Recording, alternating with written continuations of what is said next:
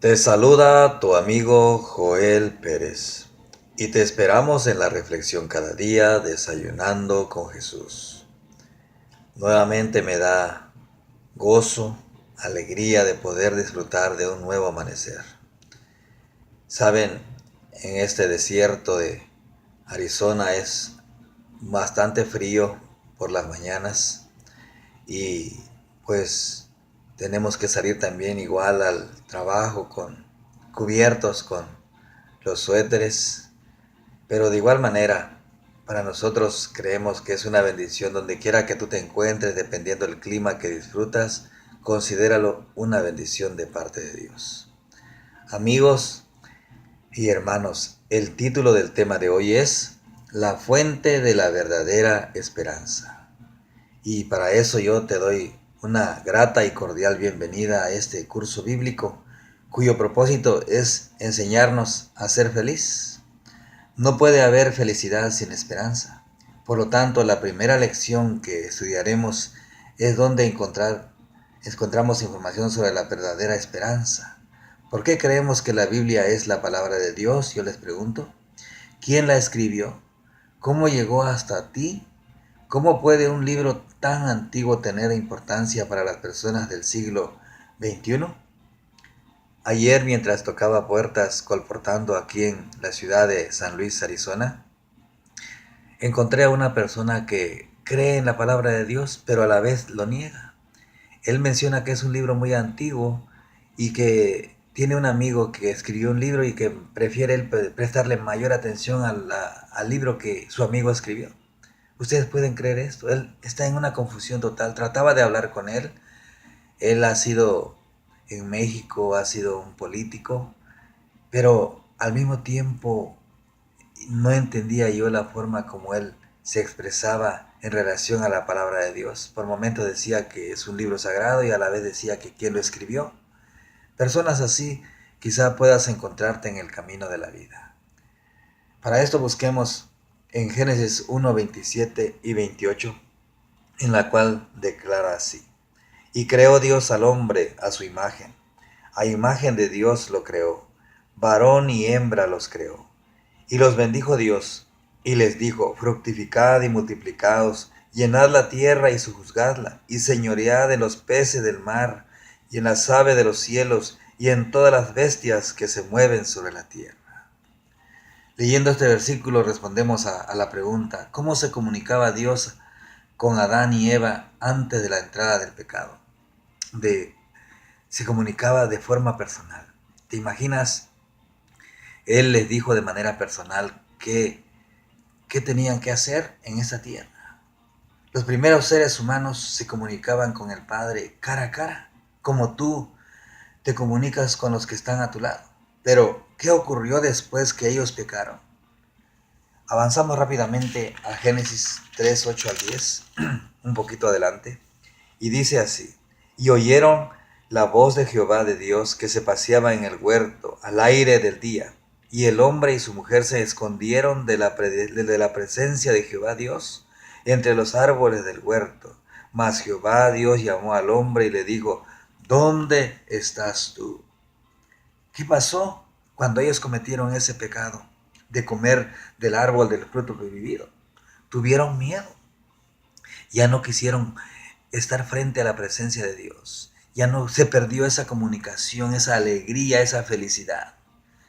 Después de la entrada del pecado, mis amados, el ser humano ya no hablaba con Dios cara a cara, como al principio, pero por lo menos oía su voz. Sin embargo, ¿qué ocurrió con el transcurso del tiempo? Inmediatamente avanzamos al libro de Éxodo, Éxodo capítulo 20 y versículo 19, y dice así: Y el sonido de la trompeta iba aumentando en extremo. Moisés hablaba y Dios le respondía con voz tronante.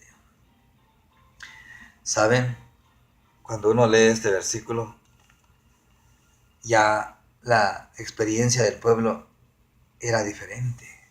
Ellos, por eso el pueblo ya no permitieron que Dios les hablara, porque ellos tuvieron miedo. ¡Qué tragedia! El pecado hizo que con el tiempo el ser humano no quisiese siquiera oír la voz del Padre. Entonces, ¿qué es lo que hizo Dios para seguir comunicándose con sus hijos? Segunda de Pedro 1:21 responde a esta, segunda de Pedro 1:21 responde a esta pregunta y dice así: porque nunca la profecía fue traída por voluntad humana, sino que los santos hombres de Dios hablaron, siendo inspirados por el Espíritu Santo. Así de que aquí Dios busca otra manera. Como ellos tuvieron miedo de oír la voz de Dios, aún a través de Moisés, cuando estaban allá en el monte, cuando Moisés recibió las tablas de piedra, ellos sintieron miedo por escuchar los truenos, los rayos. Pero ahora Dios busca este medio, a través de hombres inspirados por su Santo Espíritu, escribieron parte de lo que es la palabra de Dios. Él usó hombres. Ahora veamos, ¿te das cuenta? Dios buscó a algunas personas como los profetas y les confió el mensaje que Él quería que sus hijos supieran. Ahora, ¿qué orden recibieron estos hombres de parte de Dios? En Apocalipsis 1, 10, 11 encontramos la siguiente declaración. 1, 10 y 11 del libro de Apocalipsis dice así: y que decía: yo soy el alfa y la omega, el primero y el último. Escribe en un libro lo que oyes, lo que ves, y envíalo a las 7 iglesias que están en Asia, a Éfeso, Esmirna, Pérgamo, Tiatira, Sardis, Filadelfia y Laodicea. El versículo 10 dice: yo estuve en espíritu en el día del Señor, y oí detrás de mí una gran voz como de trompeta. Cuando leemos esa declaración, nos damos cuenta que era un día santo del Señor, era un día sábado. Por lo tanto, pues Dios da la orden aquí que los santos hombres de Dios escriban en libros y lo envíen ahora a las iglesias. Ese mensaje nos está llegando a nosotros ahora a través de la palabra de Dios. 66 libros en la cual tú y yo podemos buscar a Dios todos los días a través de este medio, a través de esta lámpara. ¿Cómo esos hombres recibieron y escribieron este mensaje? Yo les pregunto. Segunda de Timoteo, capítulo 3, versículo 16, encontramos la siguiente respuesta. 3:16. Toda escritura es inspirada por Dios y útil para enseñar, para redarguir, para corregir, para instruir en justicia, a fin de que el hombre de Dios sea enteramente apto, bien preparado para toda buena obra. Esos hombres fueron inspirados por el Espíritu Santo. Mis amigos y hermanos, si ellos escribieron el mensaje por inspiración del Espíritu Santo, ¿cuál es la única manera de entenderlo correctamente? Yo les pregunto a ustedes. Inmediatamente vamos a San Juan 14:26 y ahí encontramos la siguiente declaración. San Juan 14, versículo 26. Y dice así: mas el Consolador, el Espíritu Santo, a quien el Padre enviará en mi nombre, Él os enseñará todas las cosas y os recordará todo lo que yo he dicho.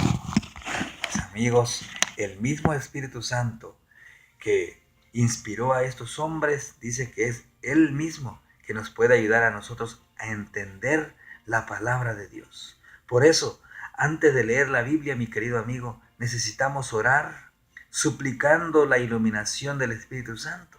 Si hacemos esto, las enseñanzas bíblicas cumplirán por lo menos propósitos importantes en nuestra vida.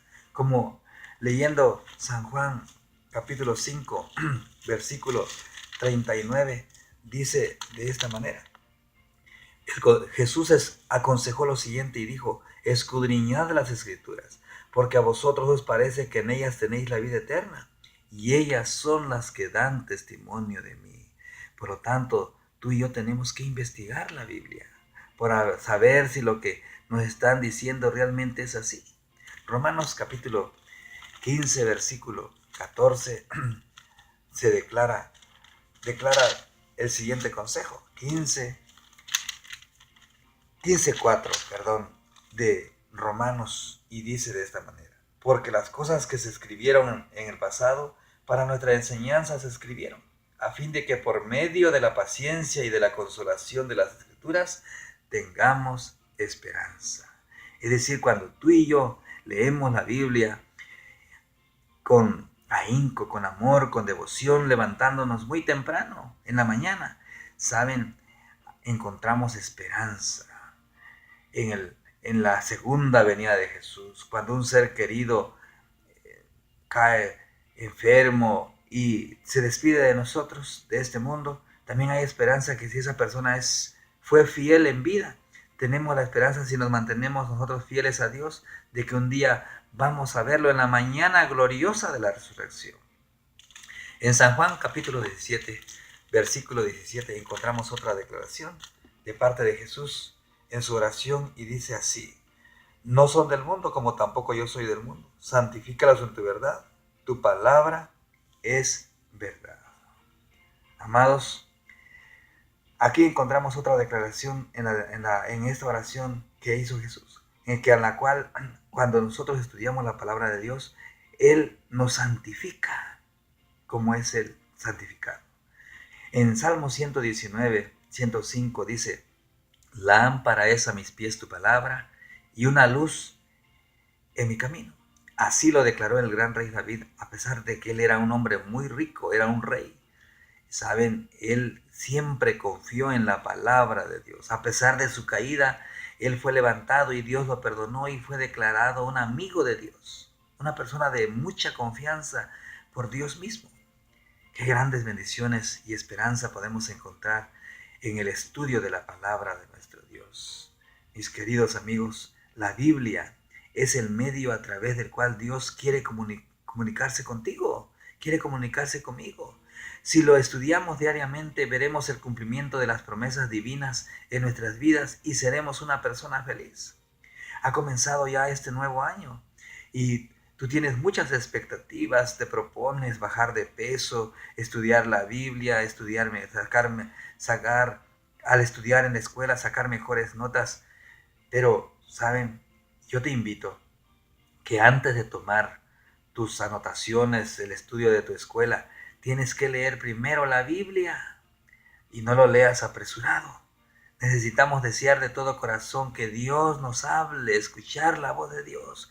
Cuando tú abras la palabra de Dios, no lo abras irrespetuosamente, sino primero haz una oración y pregúntate, ¿cómo este pasaje puede ayudarme a resolver mi problema de hoy?